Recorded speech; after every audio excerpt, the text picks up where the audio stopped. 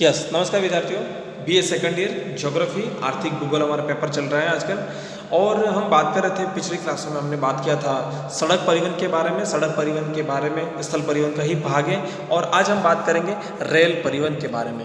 और इसी टॉपिक के साथ मैं हूँ आज आपके साथ योगेश कलाल। और अब शुरुआत करते हैं रेल परिवहन के बारे में। हम समझेंगे सबसे पहले रेल परिवहन, ठीक है। अब रेल परिवहन के बारे में कोई भी विद्यार्थी इसको जानता नहीं हो ऐसा नहीं हो सकता है, ठीक है। सभी विद्यार्थी रेल के बारे में जानते हैं और अभी तो बुलेट ट्रेन और मेट्रो ट्रेन के बारे में भी आपने बहुत कुछ सुना होगा, ठीक है। स्थलीय परिवहन में सबसे महत्वपूर्ण अगर परिवहन कोई साधन है तो वो है आपका रेल मार्ग, ठीक है। रेलवे व परिवहन का विकास 165 वर्षों से ही हुआ है। औद्योगिक क्रांति से इस परिवहन का उपयोग आरंभ हुआ। कब हुआ ये? औद्योगिक क्रांति जब हुई तब से आरंभ हुआ। पहले रेल के इंजन कोयले द्वारा भाप बनाकर चलते थे और फिर इनमें डीजल इंजनों का प्रयोग होने लगा। अब आणविक ऊर्जा से चलने वाले इंजन भी प्रयुक्त होते थे और रेल परिवहन सड़क परिवहन की तुलना में अधिक तीव्र एवं व्यवस्थित होता है, ठीक है। आगे बात करेंगे, रेलों में भारी मात्रा में सामान व यात्री एक साथ ढोए जाते हैं और सुरक्षित भी होता है, ठीक है। ये मैंने आपको बता दिया। पहले रेल के इंजन जो है भाप बनाकर और 165 वर्षों में ही हुआ है, ठीक है। अब हम आगे बात करेंगे विश्व में रेल मार्गों का विकास कैसे हुआ। रेलों का जो विकास है वो सड़कों के बहुत बाद में हुआ है। प्रथम जो रेल मार्ग का निर्माण हुआ वो 1830 में इंग्लैंड में हुआ। कहाँ पर हुआ ये? 1830 में इंग्लैंड में हुआ। और यह पहली रेलगाड़ी जो चली वो मैनचेस्टर से लिवरपूल के मध्य चली, ठीक है। यहाँ लिवरपूल के मध्य रवाना हुई। यह इसके जो निर्माता थे उसका नाम है जॉर्ज स्टीफेंसन। आपने नाम सुना होगा छोटी क्लासों में कहीं इसके बारे में, तो ठीक है। तो ये है इसके निर्माता जो थे वो कौन थे? जॉर्ज स्टीफेंसन थे। और इसके बाद रेल मार्गों ने विश्व के सभी देशों में प्रगति हुई। फिर क्या हुआ? 1829 में जॉर्ज स्टीफेंसन थे, उन्होंने प्रथम भाप वाला इंजन बनाया और इसका क्या नाम रखा उन्होंने? रॉकेट नाम रखा। क्या नाम रखा? रॉकेट या रॉकेट रखा था। 1843 में बर्लिन और स्टेटिन के बीच, 1846 में बर्लिन, हैम्बर्ग, ब्रेस्लो, मेडगबर्ग के बीच में, ठीक है। इसी प्रकार से उन्होंने ये शुरुआत हुई। अगर हम भारत की बात करें तो भारत में 16 अप्रैल 1853 यानी 1857 की क्रांति थी, उससे पहले भारत में मुंबई से थाना पहली रेल चल चुकी थी, ठीक है। अंग्रेजों ने चलाई थी भारत में आके।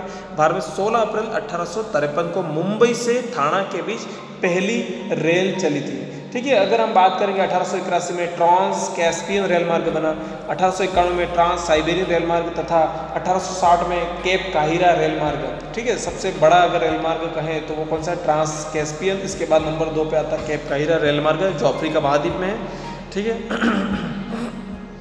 अब रेल मार्ग का क्या महत्व होता है? रेल मार्ग का वही महत्व होता है जो सड़क मार्ग में होता है, लेकिन इसमें थोड़ा सा कुछ ज़्यादा होता है। औद्योगिक प्रदेशों का निर्माण इसी से होता है। राज्य के विभिन्न राजधानी से जुड़े रहते हैं। जो राज्य होते हैं वो विभिन्न राजधानी जो होती है उनसे जुड़े रहते हैं। सारे देश में विचार, यात्री, सामान का आदान प्रदान इधर उधर होता है और सुचारू रूप से रेलवे के माध्यम से होता है। व्यापारिक मार्गों का तीव्र गति से क्या होता है? विकास होता है। मैदानी भागों में रेल परिवहन का उत्तम और सस्ता होता है। अगर मैदानी भागों में होता है तो ये क्या होता है? बहुत ही फायदेमंद का सौदा होता है, ठीक है।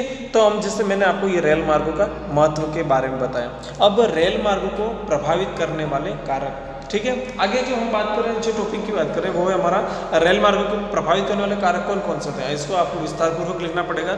तो भूमि का धरातल, अगर भूमि पर अगर पर्वतीय हो या नदी या कोई ऐसी नहीं हो तो आपको रेल की जो पटरी बिछाना बहुत ही आसान होगा। रेल मार्गों की मांग, आजकल क्या रेल मार्गों की मांग इसलिए बढ़ रही है क्योंकि सुरक्षित और एक साथ कई डिब्बों के माध्यम से सामान को पहुंचा जाता है, इसलिए रेल मार्गों की मांगे बढ़ने लगी हैं, ठीक है। इसी प्रकार से प्राविधिक ज्ञान होता है। जलवायु भी एक बाधा है। फिर राजनीतिक कारक प्रशासनिक के आधार पर होती है। आप खुद जानते हैं कहीं पर परमिशन लेना पड़ता है, कहीं लोगों का सामना करना पड़ता है, विरोध का सामना करना पड़ता है। तो ये जो क्या होता है वो राजनीतिक कारक होता है। नंबर 6 की बात करेंगे, आर्थिक कारक, ठीक ठीक है। पूंजी जो मतलब उद्योग में सब जगह में आपने सुनाई है, उसी प्रकार से ये भी भौगोलिक कारक है। फिर राष्ट्रीय एकता, ये भी एक प्रभावित करने वाला कारक है।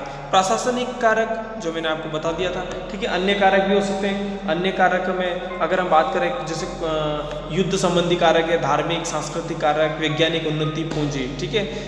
और ये थे आपके प्रभावित करने वाले कारक, ठीक है। अब हम बात करेंगे रेल मार्गों, विश्व में रेल मार्गों का घनत्व। सबसे पहले हम बात करेंगे नंबर 1 सघन घनत्व के क्षेत्र। कौन से?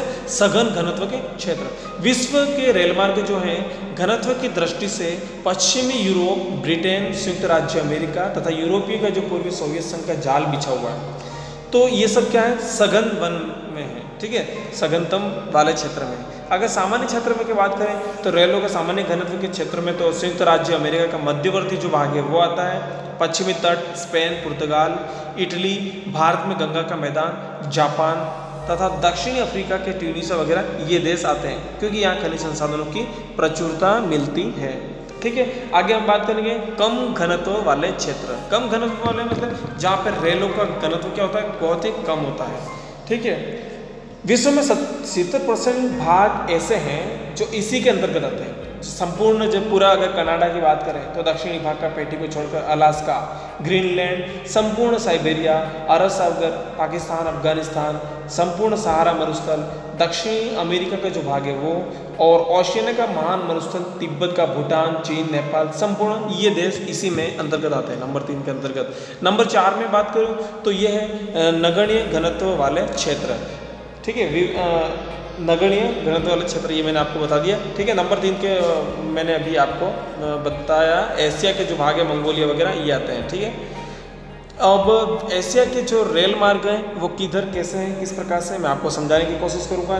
चीन में जो भाग होता है वो, चीन में जो भाग है वो है संघाई कुनपिंग जो रेल मार्ग है वो जोड़ता है। फिर है बीजिंग नानकिंग रेल मार्ग, चीन के ये है रेल मार्ग। बीजिंग कैंडन रेल मार्ग, हवाई संघाई रेल मार्ग, ये कौन से रेल मार्ग है जो मैं बता रहा हूँ आपको? ये है आपके चीन के रेल मार्ग हैं, ठीक है। अगर इसी प्रकार से अगर भारत की बात करूँ तो भारत में भी आपने नाम सुना होगा, मध्य रेलवे, मुंबई सेंट्रल, भारत में रेलों का वितरण। दक्षिणी भारत में जो रेलों का विस्तार है वो उत्तरी भारत के रेलों का वितरण। पर्वतीय, मरुस्थलीय तथा पठारी भागों में रेलों का वितरण ऑस्ट्रेलिया महाद्वीप के, और इसी प्रकार से आपको ये रेल मार्ग है, ठीक है। मध्य मुंबई रेलवे, कोलकाता, नई दिल्ली, उत्तरी रेलवे जो है गोरखपुर, उत्तरी पूर्वी रेलवे, इस प्रकार से यहाँ विभाजन है। कुछ दिक्कत रहेगी तो मैं आपको सारणी के माध्यम से और समझा दूंगा, ठीक है। और आज जो हमारी रेल परिवहन के बारे में आज हम इतना ही पढ़ेंगे, ठीक है। अगली क्लास जो होगी, ठीक है, अगले नए टॉपिक के साथ होगी। आज की क्लास हमारी यहीं तक रहेगी। धन्यवाद।